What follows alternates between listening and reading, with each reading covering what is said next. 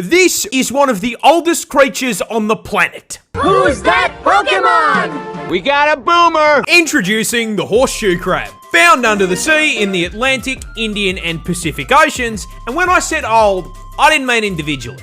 These little guys disconnect from the server at around age 40. And as far as their actual lives go, they're kind of boring. They're bottom feeders with zero offensive capability, and the only reason they have a tail is that without it, they would die if you flipped them onto their backs. No, when I say old, I mean as a species, because these things are walking fossils that have been running the exact same basic ass build, completely unchanged, for millions of years. How many millions? Well, here is a list of events that this little guy's family tree has lived through. The fall of Rome. The evolution of humankind. Go back, I want to be monkey! The Ice Age. God tossing a rock at the big-ass lizards. Lizard. Hell, this little fucker watched the first fish crawl onto land and was underwater when the first tree spawned.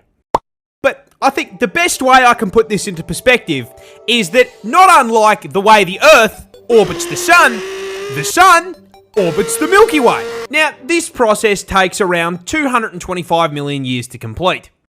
The horseshoe crab has done it twice! This frog deliberately breaks its own bones. But why? Well, you see, this is a hairy frog, found on the west coast of Africa, and the reason it hits a brutality on itself, ironically enough, is self-defense.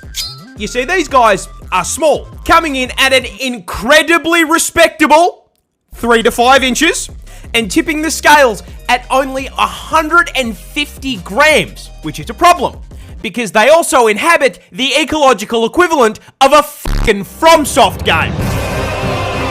Africa is one of the only places in the world that gives Australia a run for its money, with Mr. Frog here having to avoid birds, snakes, and rats on his walk to work. Now, in order to avoid this scenario, most frogs either run a high-level stealth build, or dress up like a fucking highlighter and cover themselves in everyone's favourite liquid. But the hairy frog has read one too many X-Men comics, because this thing actually has another name. The fucking Wolverine frog. Because these little guys have claws, but not traditional claws like a cat's, which are made of keratin and freely extend and retract without an issue. No, instead, the finger bones on a hairy frog's hind legs are held in place by a small bone at the tip of their fingers. And when threatened, they snap the longer bone off the tip and through their f***ing skin. And then, new weapon acquired, they employ the London self-defense strategy. Meanwhile...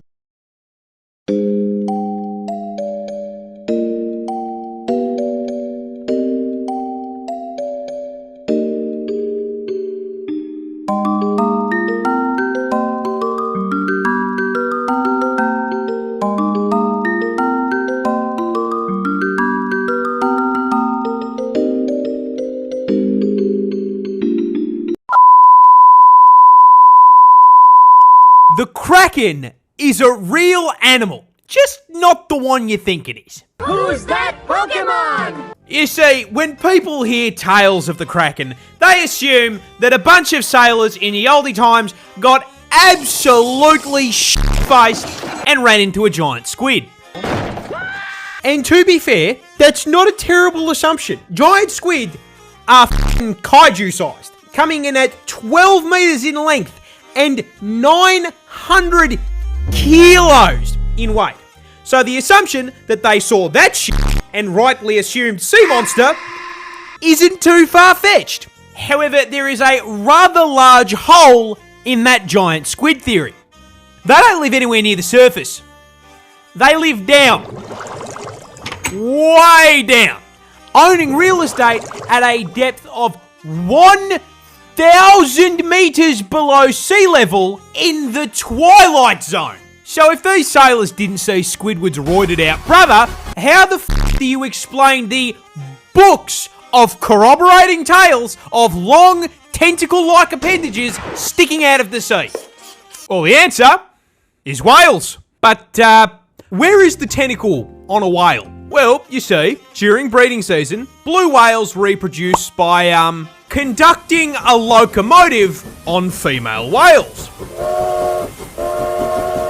And in order to keep this train running on the tracks, male whales must wait their turn. And while waiting in the lobby, in order to stay prepared, the males tend to, raise their gentleman's sausage out of the water and wave it around in the air.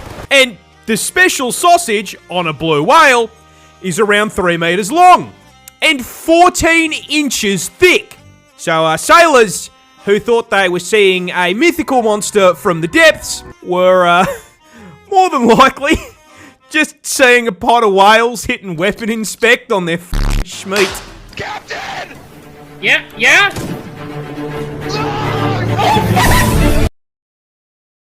This fish will choke you. Just not the way you think. See, this is a hagfish found worldwide under the sea, and this thing has one of the most fucking disgusting defense mechanisms on the planet.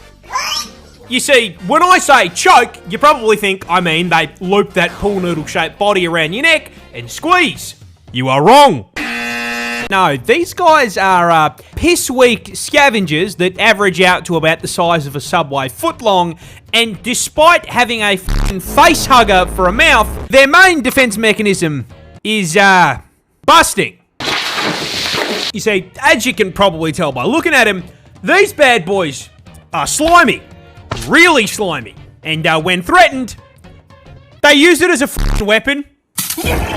Whenever something tries to eat them, they kick the slime production into overdrive, secreting a protein that instantly converts the surrounding ocean water into thick, sticky sludge in half a second. And I mean, you know, a load like that in half a second, incredibly impressive. Nothing to be embarrassed about at all. This slime then seeps into and clogs the gills of their predators, suffocating them to death. Then, having literally slimed their ops, they whip out an Uno reverse card and f***ing eat them. No, this is not a video of hell. This is completely unedited, no filters footage from Western Australia.